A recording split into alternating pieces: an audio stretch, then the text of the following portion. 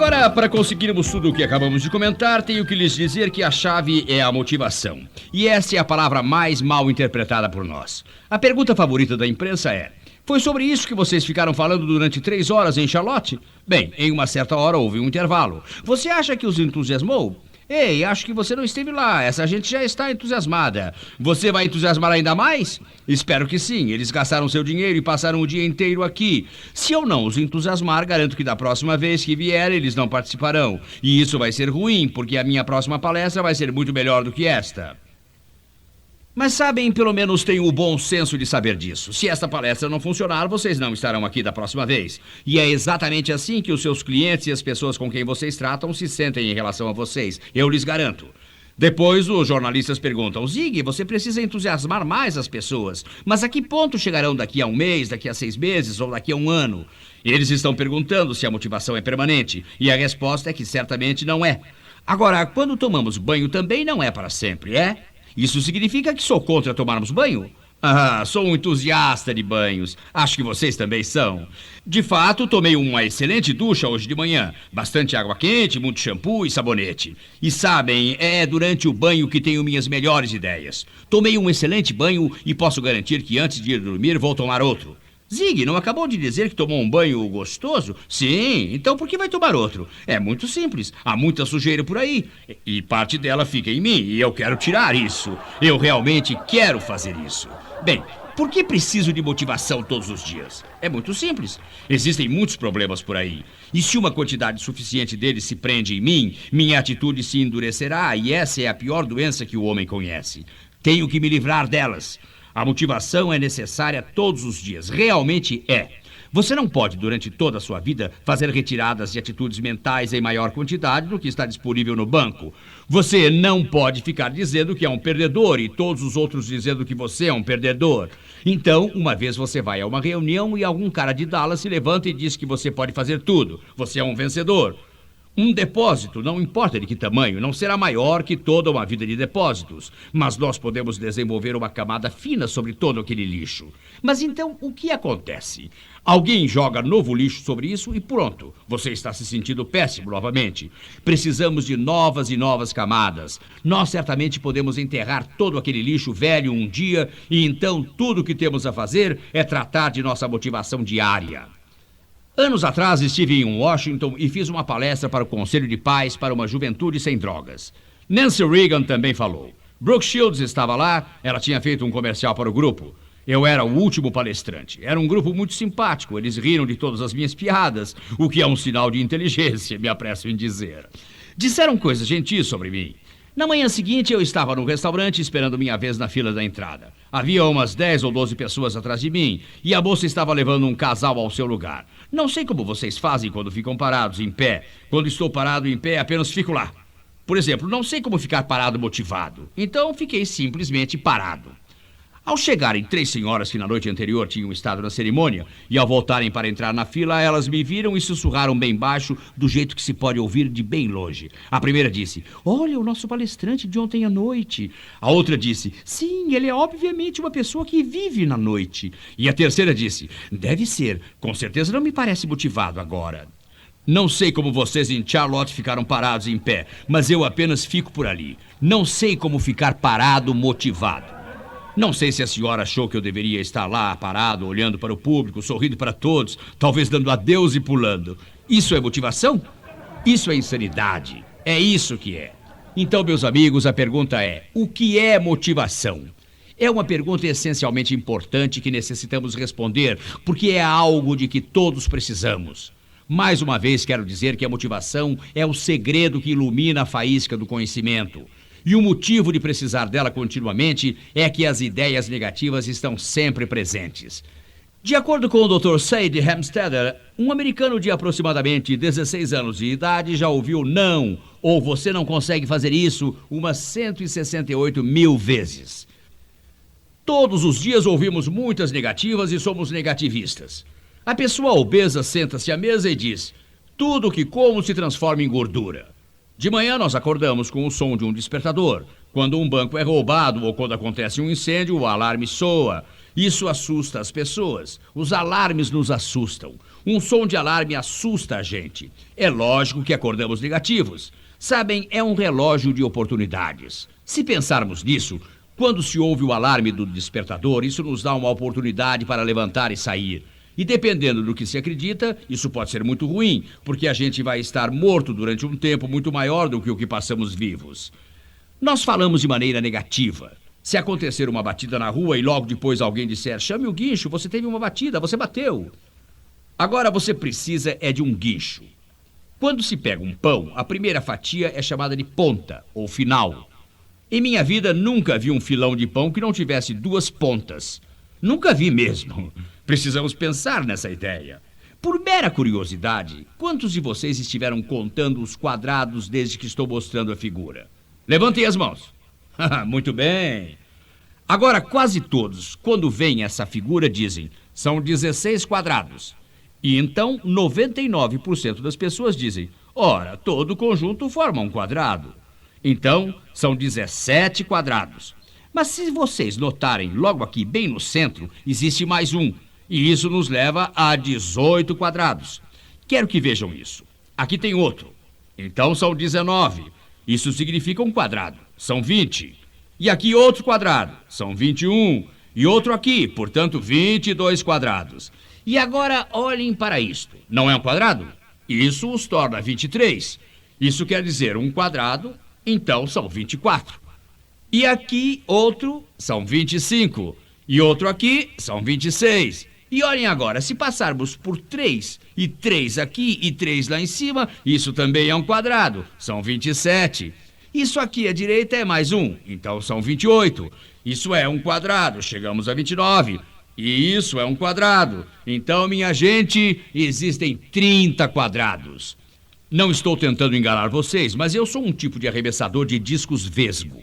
Quero dizer, não sou um recordista, mas mantenho o público alerta. E acho que isso será muito importante. Então vou perguntar a vocês, quantos quadrados somei a figura original? Alguém quer responder? 14. Em outras palavras, quantos quadrados somei? Nenhum, não é? Eu simplesmente disse, aqui temos um, aqui outro, aqui mais um. Agora uma pergunta que também não é para pegar vocês. Quanto eu ensinei àquele funcionário da linha aérea em Phoenix, no Arizona, sobre ser um funcionário melhor? Quanto eu lhe ensinei sobre ser um melhor marido e pai? Quanto lhe ensinei? Nada. Ele ficou melhor? Obviamente sim. Agora, por que ficou melhor? Porque já sabia como fica melhor. Por que trabalhamos mais um dia antes de sairmos de férias? Será que obtemos mais conhecimentos de um dia para o outro?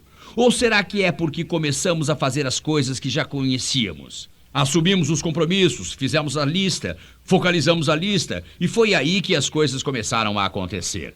Bem, aquele funcionário passou a se sentir muito melhor porque já sabia como ser melhor.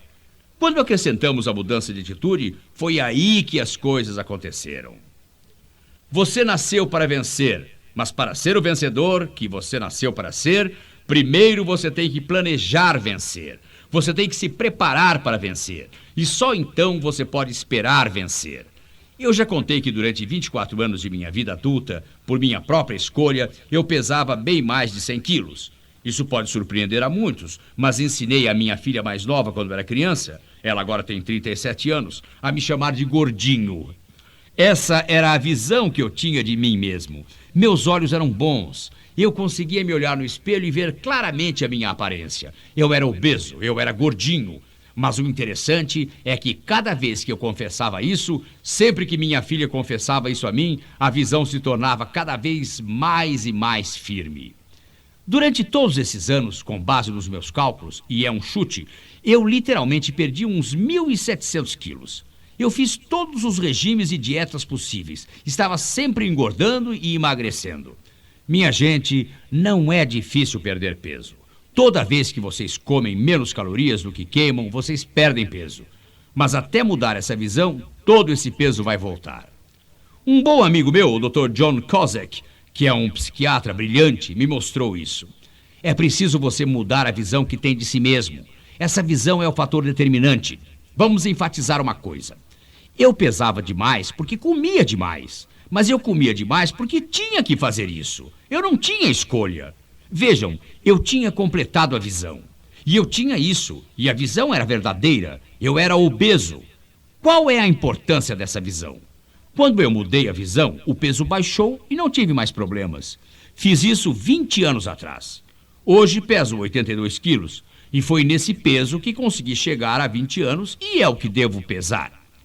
Vou lhes contar uma afirmação minha, apesar de eu nunca ter conseguido provar.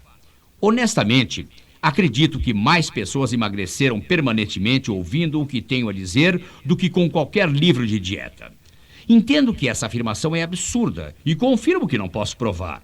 Mas milhares de pessoas pelo país afora vieram me contar que é o que está acontecendo com elas. Fazer regime não é o problema, pessoal. O problema é qual é a visão. Que importância ela tem? Quando Gary Arwood mudou a visão que tinha de si com as ideias positivas e muito estudo e estímulo, ela deixou de se ver como uma pessoa tímida e inibida, e o seu desempenho mudou radicalmente. Victor Serabry Odkoff, esse é um nome difícil. Quando ele tinha 16 anos, seu professor lhe disse: "Você é um burro, você não vai conseguir se formar. Deixe a escola, ache um emprego. Pelo menos aprenda a se sustentar para não se tornar um peso para a sociedade." E ele deixou a escola. Todos os dias levantava, olhava no espelho e via um burro. Fazia a barba desse burro, vestia-se como um burro, levava o burro ao trabalho. E esse burro pensava e tinha o desempenho de um burro e ganhava o salário de um burro. Aos 31 anos de idade, por algum motivo, fizeram uma avaliação psicológica em Victor. E quando viram os resultados, ficaram tão entusiasmados e disseram a ele: "Temos excelentes novidades para você. E as provas são enormes, não existe qualquer dúvida. Cientificamente comprovado, você não é um burro, Victor Serabry Odkoff. Sim, o seu QI é de 161. Escutem, eles não lhe deram 8 passos, nem quaisquer passos para seguir. Vejam, você tem que ser antes de poder fazer. E você tem que fazer antes de ter. Só disseram ao Victor: "Você é um gênio, aqui está a prova." Todo dia, Victor passou a se levantar como um gênio, vestir-se como um gênio, fazer a barba do gênio, pensar como um gênio, ir trabalhar como um gênio, ter o desempenho de um gênio e obter o resultado de um gênio e as recompensas de um gênio. Desde então, ele inventou muitas coisas e é um empresário muito bem-sucedido. Escreveu vários livros. Quando a visão muda, as coisas acontecem. Como podem ver, apenas ter a educação ou ser inteligente não resolve. Quando estive em Portland, Oregon, há alguns anos, vi no jornal uma entrevista com o porteiro do Palácio do Governo. Por que iriam entrevistar o porteiro? Muito simples. O QI dele era 173. É interessante, perguntaram a ele, o que um homem com um QI de 173 está fazendo como porteiro no Palácio do Governo? A resposta dele foi a mais estranha que eu vi em minha vida. Ele disse: "Eu queria um emprego onde ninguém pudesse tirar vantagem de mim."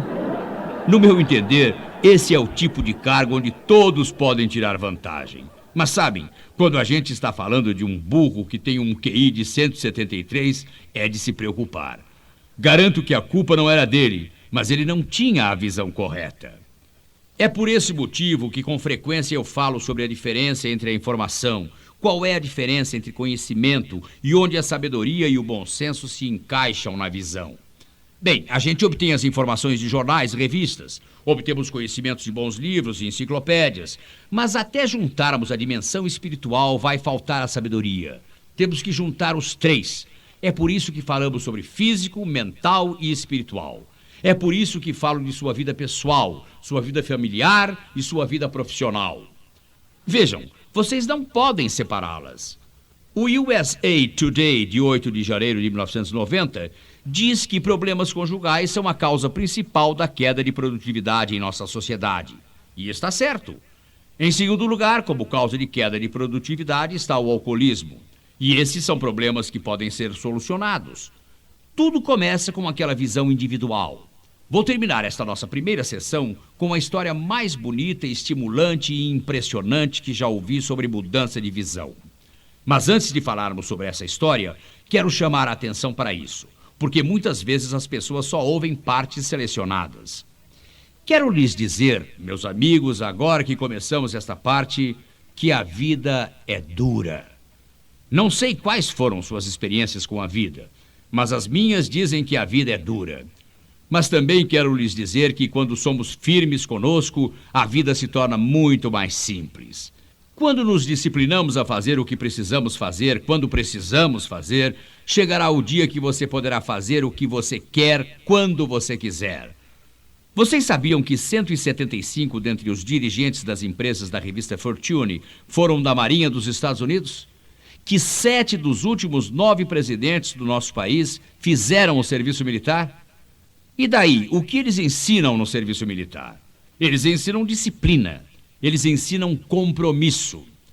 Tantas vezes ouvimos a canção Quero Ser Livre, mas pensem nisso. Se tirarmos o trem dos trilhos, ele estará livre, mas não poderá ir a lugar algum.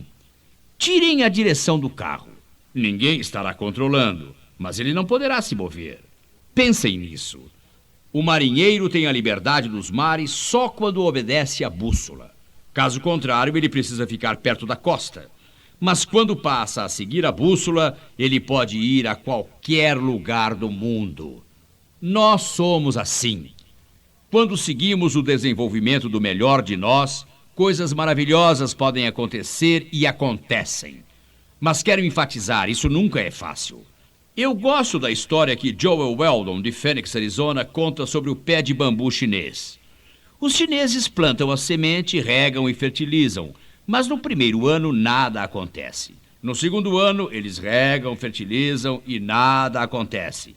No terceiro ano, eles regam, fertilizam e nada acontece. No quarto ano, eles regam, fertilizam e nada acontece. No quinto ano, em cerca de 6 semanas, o pé de bambu cresce cerca de 90 pés. Será que ele cresceu 90 pés em 6 semanas ou em 5 anos? A resposta é óbvia. Ele cresceu 90 pés em 5 anos. Se eles não tivessem regado e fertilizado num desses anos, não haveria o pé de bambu chinês. Esta é a história de Jeff Hostetler, um jogador do New York Giants. Nos primeiros 4 anos que jogou, nunca fez uma boa jogada. Mas no final do 6º ano, na 12ª jogada, ele tinha dado um total de 68 passes e nenhum deles foi significativo. E então, acho que foi no 30º jogo, Phil Simms, que naquela época era o primeiro homem da defesa, se machucou. E o técnico chamou Jeff Hostetler, dizendo: "Ok, Jeff, é a sua vez." Jeff colocou seu capacete, correu para o campo e levou seu time à vitória. A vitória do Super Bowl. A vitória do campeonato mundial. Vamos supor por um momento que quando o técnico disse: "É sua vez", Jeff Hostetler tivesse respondido: "Espere um minuto, técnico, vou me aprontar." Tragicamente, hoje em dia, muitos jovens dizem: "Se eu soubesse que a oportunidade existia, eu me aprontaria para ela." Mas não existe nenhuma oportunidade lá fora. Se existisse, escutem, tem um irmão mais velho que se formou com as melhores notas e ainda está trabalhando por um salário mínimo. Não existe nenhuma oportunidade lá fora. Vou lhes dizer uma coisa. Vou falar com a maior firmeza possível, porque eu realmente acredito nisso. Eu, pessoalmente, acredito que para a pessoa certa, e eu vou identificar essa pessoa antes de terminarmos este seminário. Para a pessoa certa, pessoal, a oportunidade nunca foi tão grande como é agora. Mas isso tem um segundo lado. Essa oportunidade talvez não esteja em seu cronograma. Nunca falei com Jeff Hostetler, mas aposto que Jeff honestamente acreditava estar pronto para ser o primeiro jogador de defesa muito antes desse seu 7º ano no esporte. E acredito que ele sentia isso depois do 3º, do 4º, do 5º e do 6º ano. Mas o que Jeff Hostetler ficou fazendo durante todos esses anos? Ele foi total, completamente, 100% leal. Ele realmente foi. Ele nunca foi a uma entrevista coletiva e disse: "Eu quero ser o primeiro homem da defesa." Ele foi leal com o seu técnico. Ele foi leal com o seu time. Ele disse simplesmente: "Estou aqui se precisarem de mim." Até esse momento sou um grande apoio para esse time. Sou um jogador dessa equipe. Eu vou lhes dizer o que mais ele fez. Milhares de vezes ele jogou bola. Levantou pesos muitas e muitas vezes. Fez centenas e mais centenas de exercícios. Gastou literalmente milhares de horas estudando o ataque, estudando a defesa. Ele foi a todos os campos, a todos os treinamentos, todas as semanas durante os torneios. Ele era o jogador de defesa do time reserva.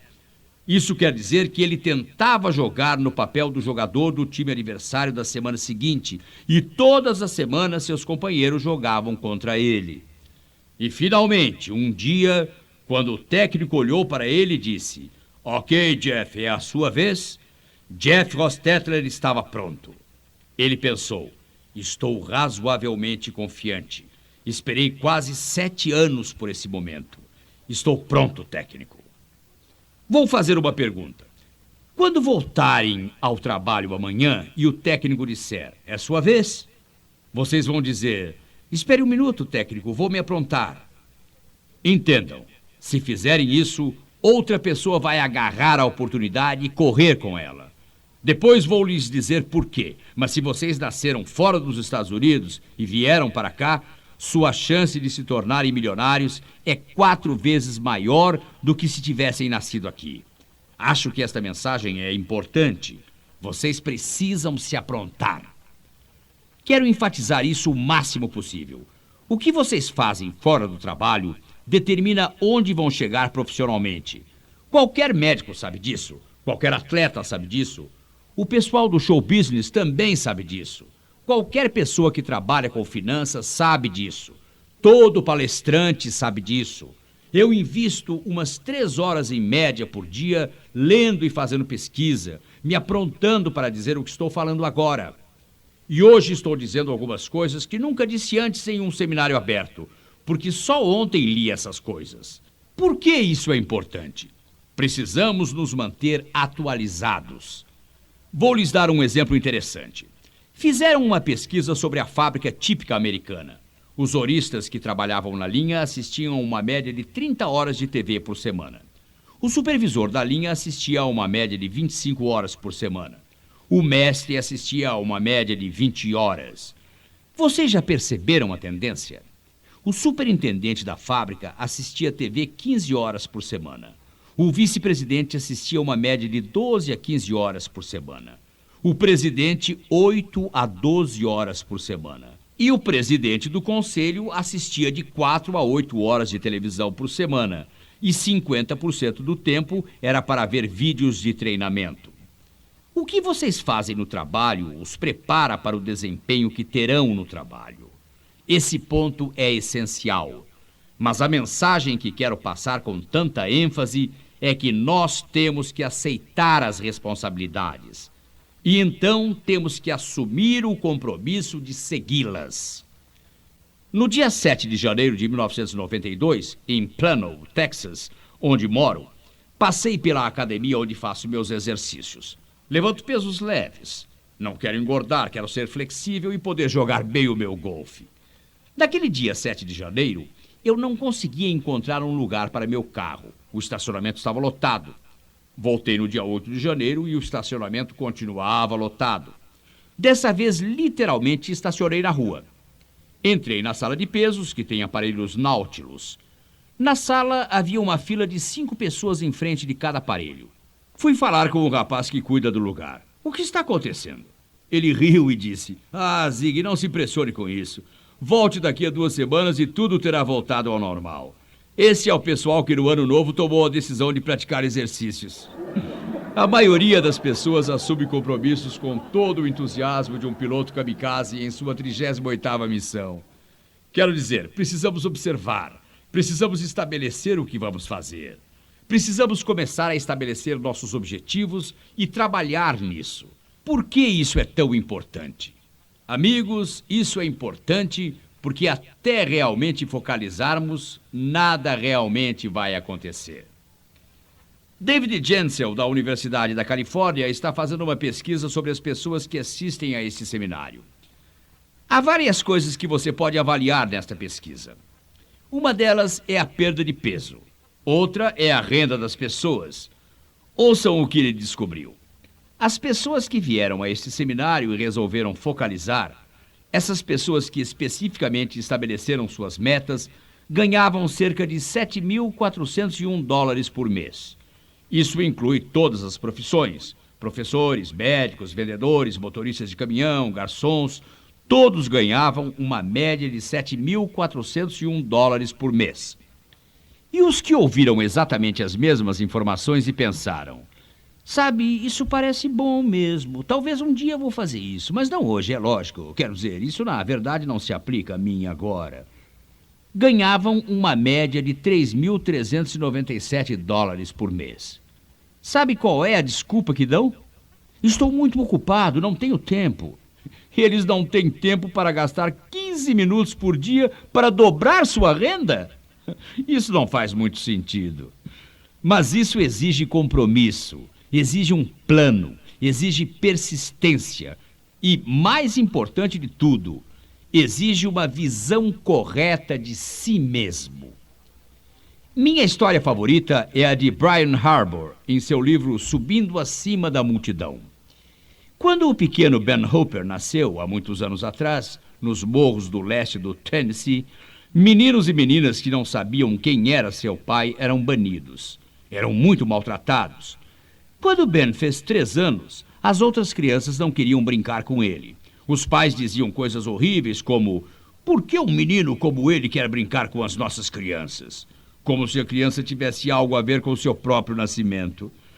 Quando ele fez 6 anos e entrou na escola, não havia jardim de infância naquela época, passou a ter sua própria carteira.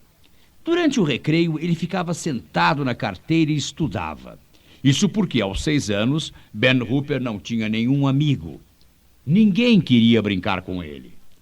Sábado era o pior dia da semana. A mãe dele o levava a uma loja para fazer compras, e esse era o dia em que todos faziam isso. Os outros pais também iam lá, e, invariavelmente, um ou outro fazia comentários em voz alta para a mãe e a criança ouvirem. Comentários sarcásticos como: você já descobriu quem é o pai dele? Uma infância difícil. Quando Ben Hooper completou 12 anos, chegou um novo ministro à pequena igreja dos morros do leste do Tennessee. E logo Ben ouviu que homem maravilhoso ele era. Como ele não tinha preconceito, como ele aceitava tudo. Ele ouviu como, quando se estava com ele, a gente se sentia a pessoa mais importante da terra. O ministro dava toda a sua atenção e toda a sua energia e fazia a pessoa se sentir muito importante. E embora Ben Hooper nunca tivesse ido a uma igreja na vida, um domingo ele resolveu ir. Chegou atrasado e saiu cedo. Ele não queria chamar a atenção, mas gostou do que ouviu. Pela primeira vez na sua vida, ele teve uma pontinha de esperança.